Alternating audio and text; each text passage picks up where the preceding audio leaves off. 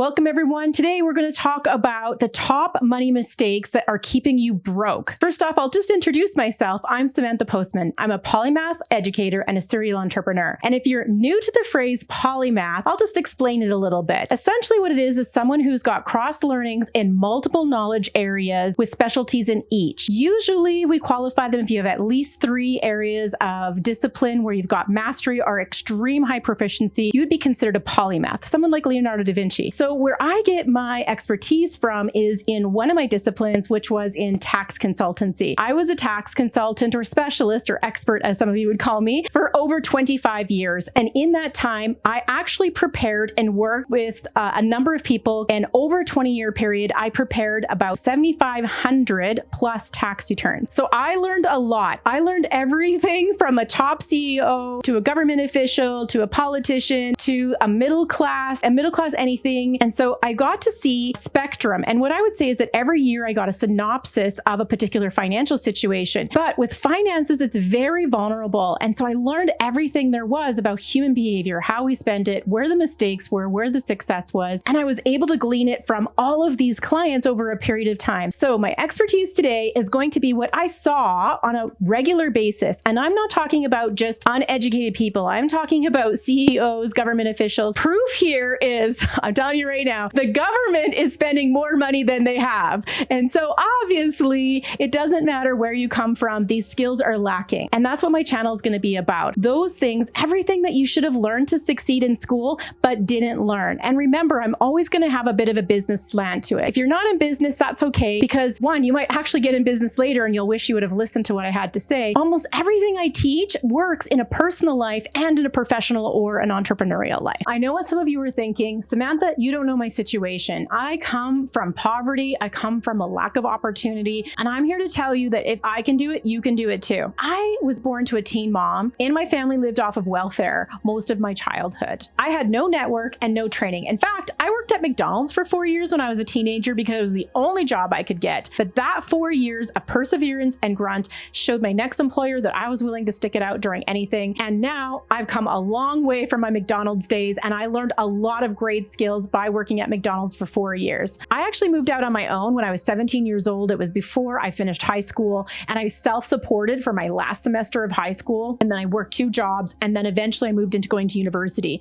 But when I went to university, I was barely able to work and I have no network and I had to figure out ways to support myself when my student loan money was over. I had to pick up pennies in the parking lot for food for the week. I ate cucumbers for a whole week because I didn't want to tell anyone that I didn't have enough money for groceries. I'm telling you that if you come from poverty or poorness, actually all the things I teach are going to be easier for you in many ways because you're not used to that big lavish life. And because I did it, I know how to do it. And that's why I'm teaching you, because you need to learn from someone who's been where you are and you need to learn from someone who knows how to get out of those big depths of despair and end up triumphing. Let's get to number 1. Amazon and online shopping are not your best friends. I promise you that this is one of the number 1 ways that I see people getting broke right now. Because you're not going to an actual store and physically working through what's in your cart, what you have money for, you're just clicking on a button every single time you want something. This is where I'm seeing a lot of people get into trouble. It's great to use online shopping so that we don't have to use so much of our energy and our time shopping all over the place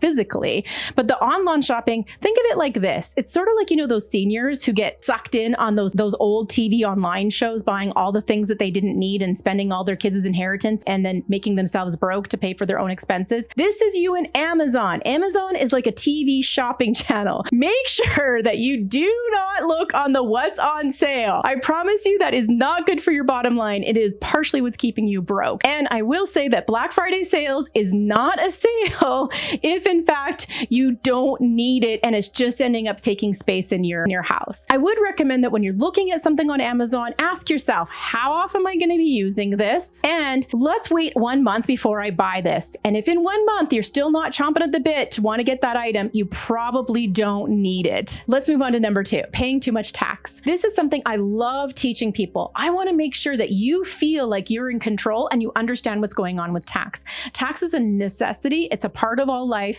And instead of getting angry about it and shutting down, it's better to get educated. And this is actually what happened to me and how I got into it, interestingly enough. When I was recently married, my husband and I had started a farming business. It was our first year. And I see this a lot when I coach businesses. They come in their first year and all of a sudden they have this massive tax bill they weren't expecting. Well, first of all, they're not accountants. And second of all, they're so busy in startup and founder stage that this is kind of a side note. They throw all the receipts in the side. They're spending money as they go. And they don't realize that at tax time, even though they may have a little bit left in the end or they're in a negative, they now have a large tax bill because not all things are expensed. So I know I went into a little bit of a long way of saying that, but I wanted to explain what happens when you go in at tax season and you don't understand there's so many complexities. So my husband and I were sitting there and we had no idea about taxes. They didn't teach us in school. Neither of our parents had taught us anything about it. And I have a business degree and I actually took a tax course, but it was more like on nuances of things of business, like how to have taxable benefits for employees, which isn't on a practical level at all for personal or business tax on an overall overarching level. This guy sits down, he says to us, okay, well, here's your tax bill. It's $8,000.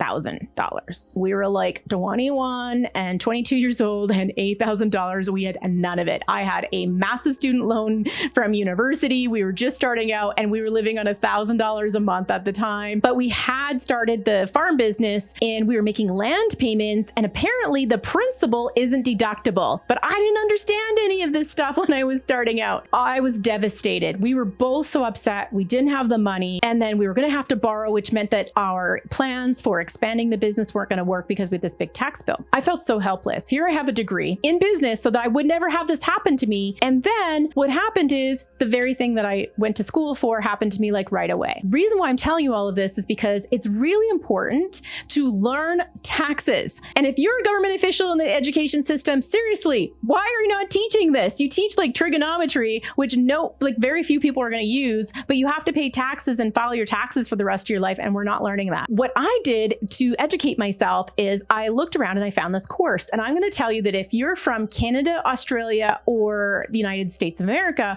there's this really great tax program that you can take, and it's from H&R Block. And that's actually how I got started. So they have a really good tax academy or online, and I'm actually going to link them down in below. I'm not getting paid anything for it. I'm just going to tell you that I think it's one of the top level courses there are. Generally, they start in the fall, so sometimes they're not always taking registrations at now. So make sure you put it on your calendar to remind yourself to register whenever the registration opens. That's what I do when I need to remind myself for later so I don't forget. Spending every dollar that you earn. When I was in university, like I talked about before, I got married about halfway through, so at the 2-year mark. When I graduated, we were used to living on his $1,000 a month. And I came out of school with like a $22,000 student loan, which is actually quite large for a lot of years ago. That might age me if I tell you exactly how many years. What happened is we decided that since we were already used to living on that one income, that what we would do is take my entire earnings after tax and put it towards my student loan. You would see the bank tellers back in bank teller days. Again, aging myself probably, but I would put the money down and say I'd pay $1,236.12, whatever my net pay was, and I paid my student loan off. Well, obviously I paid my student loan off quite quickly, but we continued to drive our old beater cars. To be honest, I was graduated. We were both working, not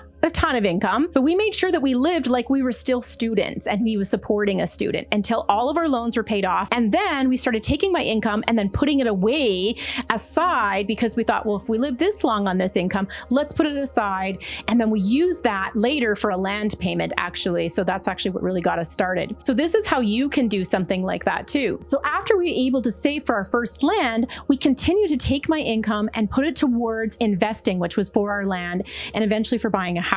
So these are all ways that you can keep yourself from being broke, is to live below your means. Maybe it's a little easier for me because I was a welfare kid and I was used to not having very much. In fact, a lot of times my family lived on food banks and off of clothing banks. And so it didn't really bother me not to have all the latest things. I was completely ready to wait. But I will say that was definitely worth the wait because we were able to build very quickly, very young with these good money habits. Number 4, spending your money smartly. This one's going to surprise some of you because because this is really not about how to not spend your money. It's how to spend it smartly. This is actually about spending money in the right places. I know that a lot of you are working full-time jobs. If you're in a relationship and you're both working full-time jobs, that it is extremely hard on the weekends and the evenings to make sure that your yard is done and to make sure that on weekends you're getting your laundry done and any of those other things. Now, when you add a family on top of that, you need to be able to spend all those extra hours with your family. There's a reason why I have a really great relationship with my kids, and that's because I practice these smart money habits. It wasn't just about smart money, it's about smart with my time. When I worked at the office, I hired someone to do my laundry and prep some of the meals as well as do the house cleaning. And that freed up my weekends so that I could spend that time with my kids. But I also learned another valuable lesson as a business owner. When we took over the main farm, I was no longer able to work in the city because I had to be available on the farm. And so I moved my practice and started just working from home, and I ran my own solopreneur business. I had the same thing come up because I had clients coming in the house all the time. And even though I had an office near the back of the house, I had to continually keep it a little tidier as they were coming through. And sometimes they would have to wait for each other. And so they would sit in my kitchen or my living room. And I just couldn't keep up with all of the housework. So I did the same thing again. I made sure that I hired someone in. I have a pretty high skill set that people were willing to pay a decent amount of money for because they need it. And I was able to offer them a great valued service. I was able to make pretty good money per hour. What I paid for someone to do those other things was less, and significantly less. In fact, 1 to 2 hours of my work in my office, which I absolutely loved my work. I loved working with my clients, and I definitely was one of my favorite careers that I had in my life. I would prefer to do that for 1 or 2 hours and then have someone where I could pay them once a week and do 8 hours of work. So they would come in. Usually I liked it if they came in on Fridays, just so that I would have my Saturdays with my kids. So 1 to 2 hours, well, literally I could just work in 1 or 2 hours in an evening, and I already paid for 8 hours of this other person to do my work for me. So guess what I gained? Not only did I gain money from it, but I actually gained an extra 7 hours during my week. Now I can choose, do I want to spend that with my family? Do I want to take time off? Or I could have actually worked that extra 7 hours if I wanted to, and I would have came out ahead. This is really smart for you personally and for a business. If you can hire out someone to do some work for you at a lower rate than what you can charge during those hours, you're going to be ahead and you're not going to be broke. I'm kind of a holistic thinker, and I think of broke's always not just as money. I actually think of your life being broke. If you're working your butt off all the time to pay for where all the places your money goes and you're not living life to your fullest, I just call that broke. Like, I want to make sure that I'm living a really good life and I get to do the things that I love. And one of them is raising my kids. Number 5, not investing. This is going on the theme about where to put your money, not opposed to where not to put your money. So when we're talking about investing, I used to see a ton of people doing really well in their youth before they were married and sometimes making some really good money. And that's really common in the digital age. I see these 23, 25-year-olds making millions of dollars on Twitter. I have a really big account over on Twitter. And so I get to see this inside view of what's happening with this youth, and they're making insane amounts of money. But I'm going to tell you, I haven't seen their finances, but I did see it in my office. And I would see a guy making $125,000 up working the oil rigs, and he was spending all of his money on boats and his truck and his trips and his girlfriends, living in his parents' house because he would only stay there during his turnaround time. You know, they work 10 days or so many days on, and literally have not a penny to their name. They're living up the life at a really high standard without putting anything away. And what I'd say to them is, hey, what's going to happen when you get into a relationship, you get married, and you haven't put any money aside, and you're used to living this high life, but in a place that you're not going to live forever? You're going to want to come back to your roots. You're going to want to come and settle in your local area around your family and your friends, and you're not going to be able to make that kind of money up there. Or if you're in the digital neo-renaissance age, maybe the industry that you're in shifts, and all of a sudden there's no money in that area. We saw this what happened with COVID. So a lot of people were making good money, and all of a sudden that particular industry dried up, and they had to switch over into a different industry. Well, that takes time. So you need to be putting money away, especially when you're doing well. Something that I really like to enforce and recognize with people is it's not easy if you've never been doing it. So start small for the first few months. You know, make sure you set up an auto withdrawal so that you don't have to physically do it and it just comes out of your account right away. So it depends on where you're at. I mean, ideally it should be 10%, but I know most of you aren't going to do that. You're going to laugh at me. So you know what? Start with $100. And I'm not lying. This is what I would tell my 125K a year guys. You know,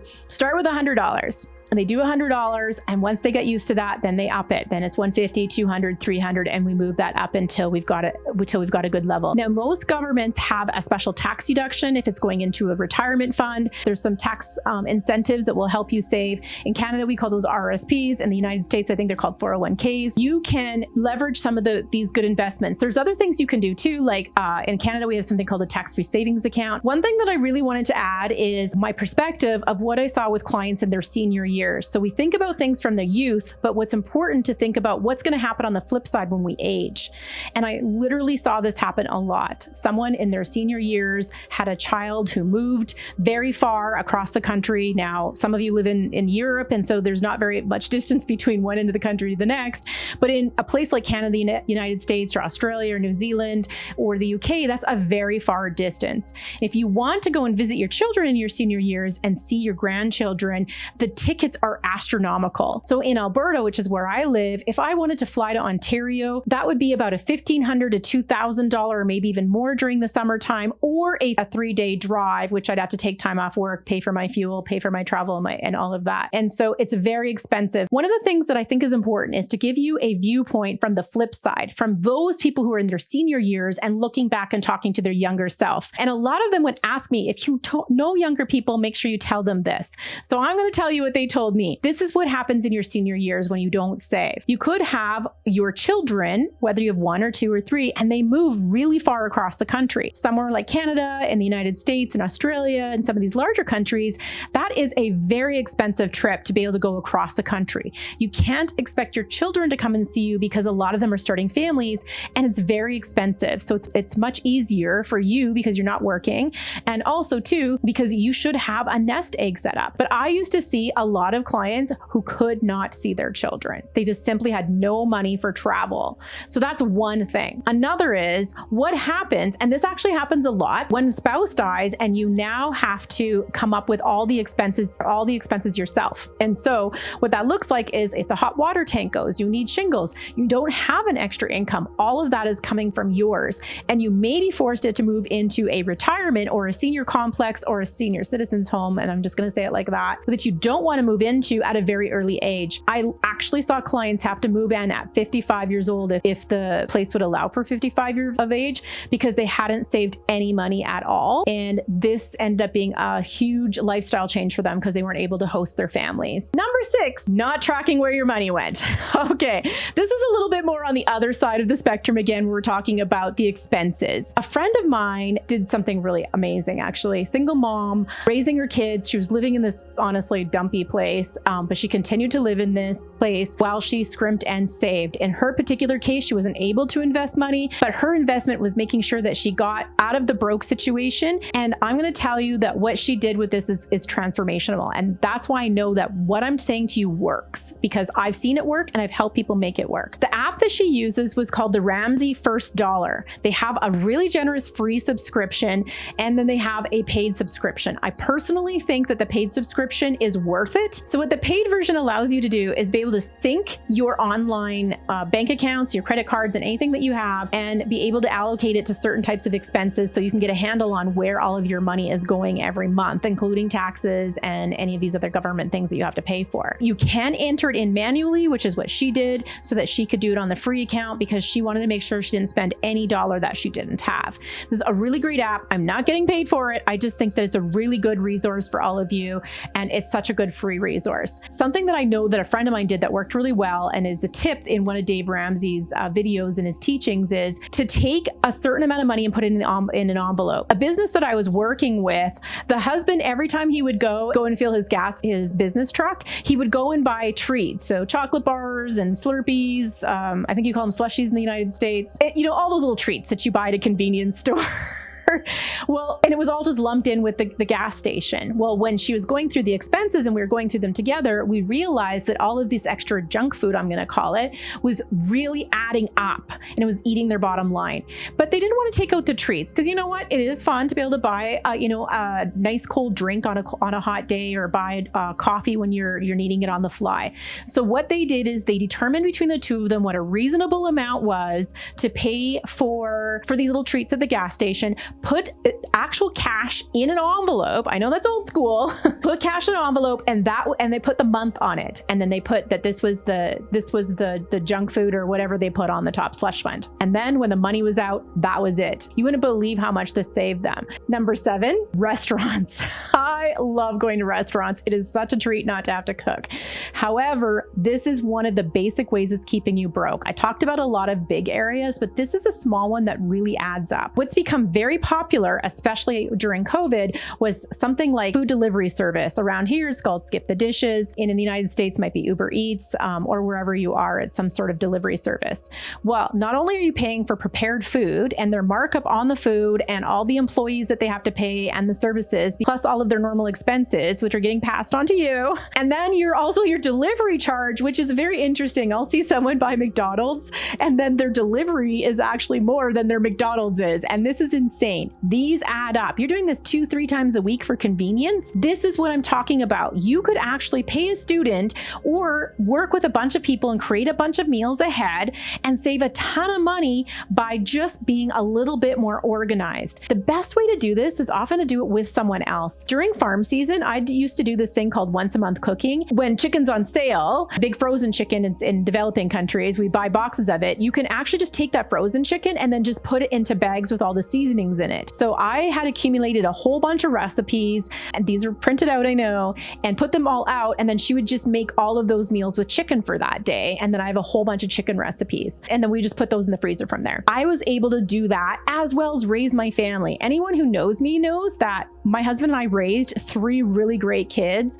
They still say, I love you, and they hug us and they come over and they call us all the time. So even though we both worked, my work was more part-time when the kids were young, we were able to have really great relationships because we incorporated all of these things. You see, I'm teaching you about what's keeping you broke, but remember, broke is not just about money. Broke is about broken relationships. It's about not fulfilling your passions, not feeling joy, not doing the things that make you happy. All of the things work together. When you train your brain, when you learn these skills, like how to save your money, where it goes, how to earn income, you start to see these as transferable. It's something that polymaths do very easily. We master one thing and then we master something else and we transfer the skills. So what I'm teaching you is income and expenses, but relationships are like that too. We have people who feed us and make us feel give us extra energy. And we have people who drain us and make us feel very tired. Well, imagine if very few people around you are giving you energy and tons of people around you are making you feel extremely drained. So everything that I want to teach you on this channel is really from a polymathic education point of view, where I take these concepts and you start to skill stack them, because we're in the neo-Renaissance. We're in a time period like no other where all of these skill stacking abilities are important. And to be honest, I think that all of you are hungry for it. We're tired of being told that we need to go to one specialty for life. This entire school system that we have was built on like the Henry Ford model, where it was like all about assembly lines and you did your one boring job for life. All right, I can't believe we're at the end. I don't want it to be over. I love teaching and helping people. So if you want to stay tuned for more of this kind of education, then make sure you smash the subscribe button so that we can see each other again.